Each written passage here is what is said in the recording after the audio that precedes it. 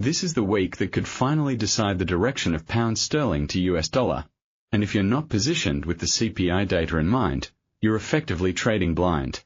Let me be blunt, the 1.3550 resistance level has rejected buyers 5 times since June, and I've seen this exact pattern play out enough times to know that the 6th attempt usually comes with a catalyst. That catalyst arrives Thursday with US inflation data, and the market is already starting to reprice risk ahead of the number. I'm Eric from Trade Meridian Decoded Channel, and this is your institutional-grade breakdown of pound sterling to US dollar for the week of August 11th, 2026. By the time we are done, you'll know exactly where I'm placing my orders and why I'm more cautious on this rally than most retail traders expect. Here's my bottom line before we get into the weeds. I'm cautiously bullish on dips, but I'm absolutely not chasing this move into resistance. The weekly trend is bullish, the daily is neutral bullish, and the 4-hour structure firmed up beautifully after the post-NFP dollar flush. However, the ADX at 18.4 tells me we are in a weakening trend environment, and the CCI at plus 112.5 suggests we are trading in overextended territory on the short-term timeframe. My invalidation level for the entire bullish structure is a daily close beneath 1.3380. Above that, I'm looking to buy dips into the 1.3410 to 1.3440 zone. Below it, I'm stepping aside and reassessing. The market is going to give us a gift this week. The question is whether you have the patience to wait for it. Let's start with the monthly chart because this is where the long-term narrative lives, and I want you to see what I'm seeing. We've been consolidating in what I would describe as a potential long-term diamond pattern since June 2025. This isn't a trend, it's a coiled spring, and the longer it compresses, the more violent the eventual breakout will be. We are currently trading near the upper bounds of this consolidation, and I've been watching this diamond pattern evolve for over a year now. The weekly chart tells a more constructive story. We are rebounding strongly from a symmetrical triangle floor, and we are pushing toward the yearly open with real momentum.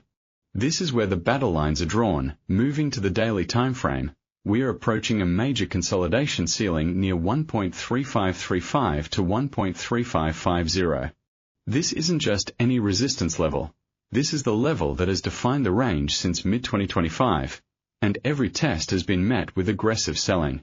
What stands out to me is not just the price level itself, but the divergence I'm seeing in the momentum indicators.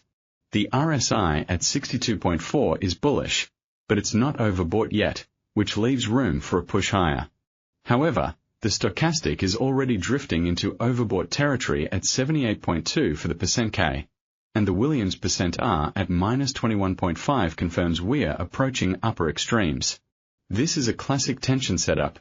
Price wants to go higher, but momentum is starting to flash warning signs. The 4-hour chart is where I spend most of my active trading time, and I want to highlight something I've been watching carefully. The structure firmed up significantly following the post-NFP dollar drop, and we've established a clean ascending trendline that connects the recent higher lows. The moving averages are stacked bullishly, the MA5 at 1.3495, MA10 at 1.3482, MA20 at 1.3465, MA50 at 1.3420, and this confirms that structural support is building beneath current spot pricing. The MACD histogram printed at plus 0.0014 above the zero line, confirming that short-term momentum is intact. But here's the thing, I've seen this exact divergence 3 times in my career where we had this configuration of bullish structure on the 4-hour but weakening momentum on the daily. Twice it led to a violent reversal, once it didn't. The tell this time around is going to be how price reacts to the 1.3522 level. If we get a clean break with conviction, the reversal scenario is off the table on the 1-hour chart. We are consolidating around the psychological 1.3500 handle, and this is where the short-term action will determine the next directional push. The range compression between 1.3485 and 1.3520 is tight, and I expect it to remain that way until we get the catalyst we need. The ATR at 0.0078 suggests we are in a low volatility environment typical of mid-August, but let me tell you from experience, these compressed periods often precede explosive moves. When the ATR is this low and we are Sitting at significant structural levels, the market is setting up for a volatility expansion. The question is which direction it will be. Let me connect the asset-specific technicals to the broader market because this is where the real edge comes from. I'm watching the US dollar index very closely here because it's the inverse driver of this pair. The dollar's defensive posture following the jobs report is the primary reason we are at these levels. And if the dollar finds a bit ahead of CPI, pound sterling to US dollar will get hit hard. Also, keep an eye on the 10-year Treasury yield. That's where the smart money is watching. If yields start to climb ahead of the inflation data, it suggests the market is pricing in an upside surprise, and that would be a headwind for sterling. Conversely, if yields drift lower, it gives the dollar bears more ammunition. Now let's talk about the news that actually matters this week because I want to be crystal clear about what's driving this market. The US dollar continues to trade defensively following a disappointing July jobs report that showed a net contraction of 23,000 jobs. That number was a shock. It completely trimmed expectations for near-term Fed rate hikes and forced the market to reevaluate the entire US economic narrative. The Federal Reserve is currently holding at 3.50 to 3.75%, and the Bank of England is at 3.75%, but both central banks kept their options open in tightly contested split votes. This is keeping volatility bottled up. But that's about to change. The event that has my full attention this week is the USCPI inflation data due Thursday. This is the high-impact release that could reshape the entire monetary policy outlook for both central banks. If we get a fresh upside surprise in CPI, it forces the Fed back into a hawkish conversation, and that would trigger immediate dollar short covering. If we get a downside surprise, it validates the current market narrative that inflation is under control, and that would give the dollar bears the fuel they need to push pound sterling to US dollar through the 1.3550 resistance. The consensus is for a modest uptick, but the deviation from expectations is what will drive the volatility. The bigger the surprise, the larger the move. Leading up to the CPI release, we have some medium impact data that will set the stage.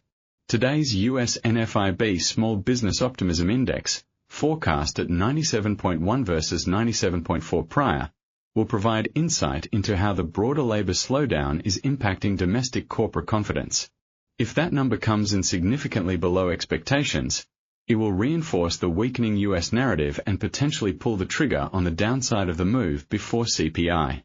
Also, keep an ear out for Fed Governor Bowman's scheduled speech.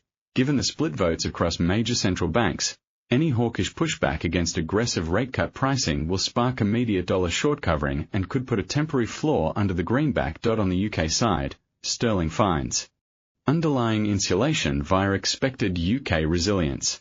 Initial consensus projections indicate Q2 GDP, slated for release later this week, will point to a 0.4% quarter-over-quarter expansion, validating the Bank of England's current pause at 3.75%. The UK economic calendar also includes high-frequency labour market metrics and BRC retail data, though these are lower-impact releases that are unlikely to move the needle significantly. The real narrative battle is between US inflation and UK growth, and right now, I think the market is underestimating the potential for a hot US CPI number. I've been trading long enough to know that when everyone gets comfortable with a narrative, that's exactly when it breaks. What I want you to focus on is the divergence in monetary policy expectations. The Fed is seen as having done enough. The market is pricing in rate cuts by the end of the year. The Bank of England is seen as more hawkish, with less room to cut given the still elevated UK inflation. This policy divergence favors sterling on a fundamental basis, but it's already priced in to a large degree. The risk is that if US inflation comes in hotter than expected, the market will have to reprice the entire Fed trajectory, and that could wipe out weeks of sterling gains in a single session. This level reminds me of the August 2022 squeeze. Back then, the same liquidity grab fooled everyone. The market was positioned too heavily in one direction, and when the data came out against consensus, the unwind was brutal. I'm not saying that's going to happen here, but I am saying that the risk-reward at these levels doesn't justify aggressive positioning heading into the CPI release. Alright, let's get into the actionable setups because this is why you're here. I'm going to give you 2 scalping plans for the active trader and 1 swing setup for those with a bit more patience. All of these are based on the current technical and fundamental framework, but remember, these are my personal levels, not financial advice.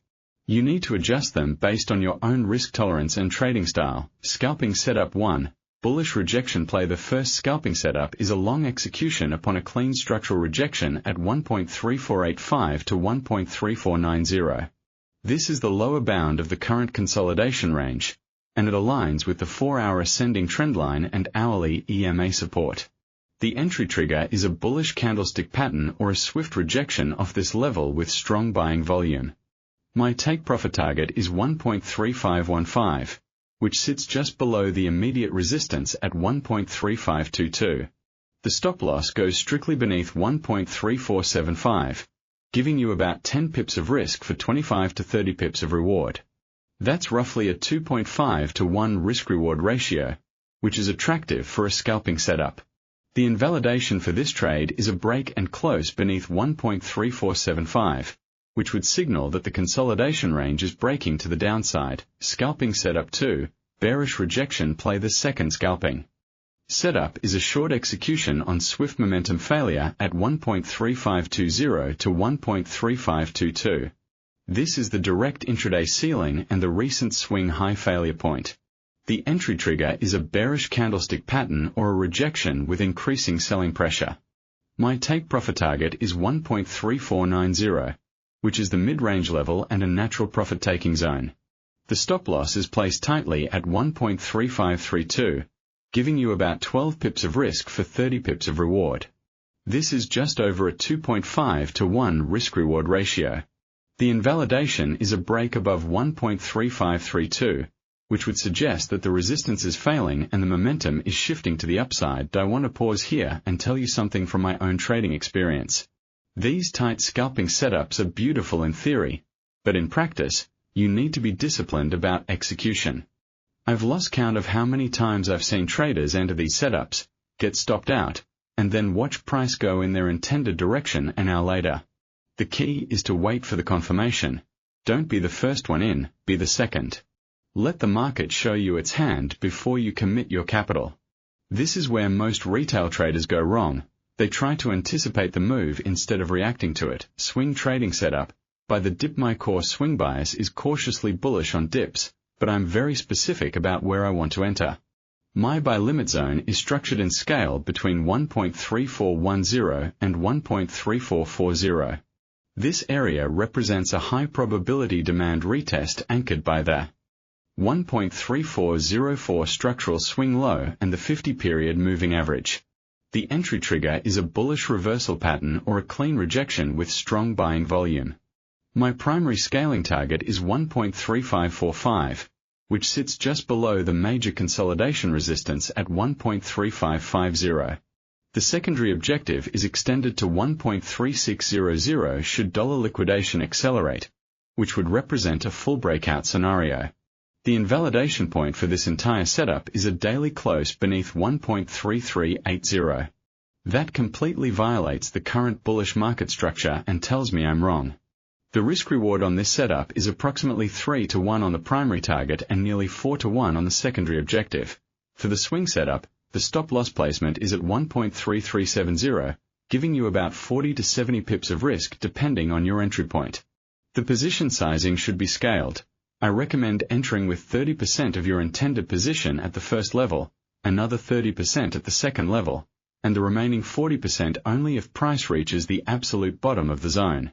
This is how I manage risk on dip buying strategies. You dollar cost average into the demand zone rather than going all in at one price level. It gives you a better average entry and reduces the emotional impact of being early. Let me take 30 seconds to talk about risk management because this is where the money is actually made.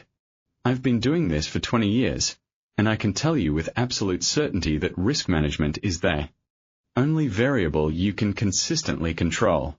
You can't control the market, you can't control the economic data, you can't control central bankers. But you can control your position size, your stop loss, and your exposure to a single trade. Here's my personal risk rule. I never risk more than 1% of my total account on any single trade. For the scalping setups, I risk even less, typically 0.5% per scalp. Why? Because scalping is a game of probabilities, not home runs. You're going to have losing trades, and you need to survive them to be around for the winning ones. I've seen traders blow up their accounts taking 5 to 10% risks on scalping setups because they thought they were sure things. There are no sure things in this market. The moment you think you have it figured out is the moment the market humbles you. I want to share something from my early trading days, a lesson that cost me thousands to learn. Back in 2009, I was trading the same pair, similar setup, and I got so convinced that a resistance level would hold that I sized up my position and moved my stop loss to give it more room. The breakout didn't stop, it accelerated. I got caught on the wrong side of a massive move, and I ended up losing 3 months' worth of profits in a single session. That's when I learned that conviction without risk management is just recklessness.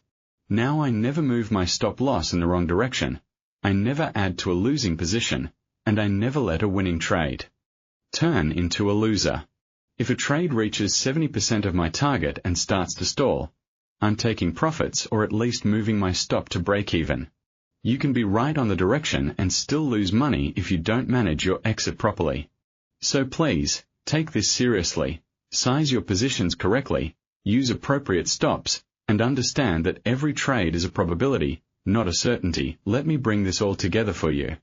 The pound sterling to US dollar pair is trading at a critical inflection point with the 1.3522 immediate resistance and the 1.3448 structural support defining the near-term range. The bullish structure is intact on the weekly and 4-hour charts, but the momentum indicators are flashing warning signs of overextension. The fundamental picture favors sterling on policy divergence, but the CPI risk is real and could reset the entire narrative. I'm positioned to buy dips into the 1.3410 to 1.3440 zone with a primary target of 1.3545 and a secondary target of 1.3600. The scalping setups at 1.3485 and 1.3522 give me opportunities to profit from the range compression, but I'm respecting the risk and keeping my position sizes small. The key level to watch this week is the 1.3522 resistance. A clean break above that with momentum and volume could trigger a swift move toward 1.3550 and eventually 1.3600. A rejection at that level would send us back toward 1.3448 and potentially 1.3400 if the selling accelerates. The CPI data on Thursday will be the primary catalyst, but the labor market data and Fed speakers leading up to it will provide clues on the market's positioning. I'll be covering the CPI reaction live on Thursday, and I'll be back Friday with the weekly wrap-up and setup review. And on Sunday, I'll be posting the full breakdown for the week ahead. You won't want to miss that if you're trading pound sterling to US dollar actively. If you got value from this analysis, I want to see you in the comments. Drop your CPI forecast below. I want to know what number you're watching and how you think it will impact pound sterling to US dollar. I'm going to be reading all the comments and responding to the best questions in Friday's recap. And if you haven't already, hit that subscribe button and turn on notifications because we have another 7 asset breakdowns coming this week, and the analysis is going to be just as detailed as what you saw here.